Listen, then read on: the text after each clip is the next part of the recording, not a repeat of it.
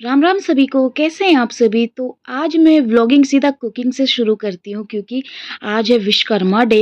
Vishwakarma day को हमारे घर मिथिलांचल में भोज होता है, साथ ही पूजा पाठ होता है। तो ये वीडियो जो क्लिप है ये सुबह का है क्योंकि सुबह को मैंने बनाया था पनीर की मसालेदार सब्जी, साथ ही चावल, और शाम को फिर पूजा पाठ थी 4 बजे के आसपास। तो ये मैंने अपना खाना निकाल लिया था, तो मैंने पनीर की सब्ज़ी और चावल खाया था।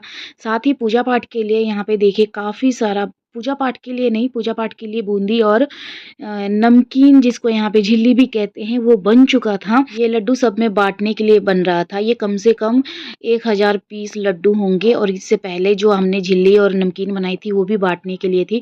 तो काफ़ी कुछ बना था यहाँ पे, जिसको सभी मिलके बना रहे थे। देवर है जो कि बना रहा है, ये सबसे परफेक्ट लड्डू यही बना रहा था अपने, वो भी दोनों हाथ से, और हम सब अपने एक एक हाथ से बना रहे थे, वो भी बिंगे टेढ़े। तो मैं क्या कोई कुकिंग मास्टर थोड़ी हूँ, मैं भी यहीं आके सब कुछ सीख रही हूँ, हर एक चीज़ नई नई।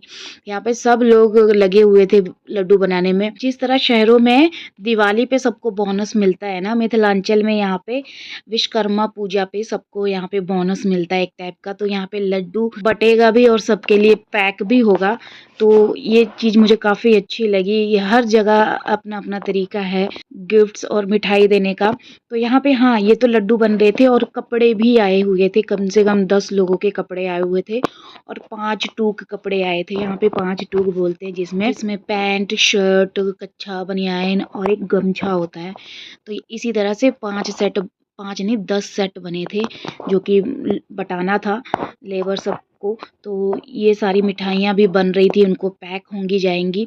तो डिब्बे भी आ चुके थे, बस यहाँ बन के लड्डू तैयार था देसी घी में मस्त। ये लड्डू बनाने के बाद फिर जो मेन मेन क्लाइंट है उन सब के लिए यहाँ पे भोज भात भी घर में रखा था, तो वो खाना भी बनाना था।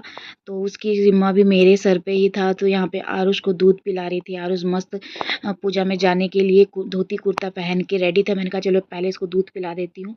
उसके बाद शाम को देखिए खाना बनाने की तैयारी में लग गई थी। ये 5 बजे का सीन है जिसमें मैं बना रही हूँ फिर से वही चीज़, मटर पनीर, और यहाँ पे भिंडी की भुजिया, साथ ही आलू परवल की काफ़ी सारी बल्क में सब्ज़ी, और पूड़ी होगी, खीर होगा। तो ये सब चीज़ें बनानी थी। तो यहाँ पे ये सब्ज़ी बन के तैयार हो चुकी है, जो काफ़ी बड़ी है। और यहाँ पे देखिए कम से कम 4 लीटर दूध है इस डेगची में आया है। और यहाँ पे मटर पनीर की सब्ज़ी तैयार है, और साथ ही भिंडी की भुजिया भी। और सवेरे जो मैंने सब्ज़ी बनाई हुई थी वो सब्ज़ी भी ऐसे ही पड़ी हुई है, क्योंकि काफ़ी बनाई हुई थी मैंने, लोगों ने खाई नहीं थी, क्योंकि पतिदेव तो पूजा में ही बैठे थे, भर दिन उनका उपवास ही था। क्योंकि यहाँ पूजा में बैठना मतलब उपवास में बैठना। माँ जी यहाँ ड्राई फ्रूट घिस रही थी, तो मैंने कहा उनको छोड़ो, चकले बेलन पे अच्छे से कूट दो, वैसे भी कूट जाएगा, नहीं तो घिसोगे तो उसमें पता ही नहीं लगेगा खीर में कि ड्राई फ्रूट्स पड़े हुए हैं। मुँह में जाए तो क्रंच आना चाहिए ना। साथ साथ में मैं कपड़े भी सुखा रही थी, क्योंकि दोनों गैस बुक थे, रिजर्व थी। तो मैंने कहा चलो कपड़े ही सुखा देती हूँ। दिन भर में कपड़े कपड़े धुल के तैयार हो गए थे, तो उसको सुखाना था। यहाँ पे देखिए माँ जी पूरी छान रही है, और यहाँ मेरी खीर भी बन गई है। कपड़े सुखाते सुखाते दूध थोड़ा उबल गया था, क्योंकि नहीं ध्यान गया इधर। उसके बाद मैं नीचे आ गई थी क्योंकि थक गई थी मैं बहुत। तो माँ जी और देवरानी मिलके पूड़ियाँ छान रहे थे। और यहाँ पे आरुष की शैतानियाँ देखिए क्या कर रहा है ये।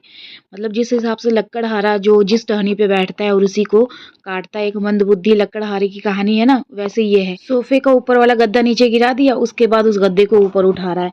मतलब कभी कभी तो इसकी हरकतें देख के ना बहुत गुस्सा आता है, और कभी कभी ऐसा काम कर जाता है ना कि ऐसा लगता है कि भाई इतना बुद्धिमान बच्चा, ऐसा कौन सा पुण्य किया मैंने जो इतना बुद्धिमान बच्चा मिल गया। कभी कभी इतना गर्व महसूस होता है इसकी हरकतें देख देख के, जब अच्छा काम करता है।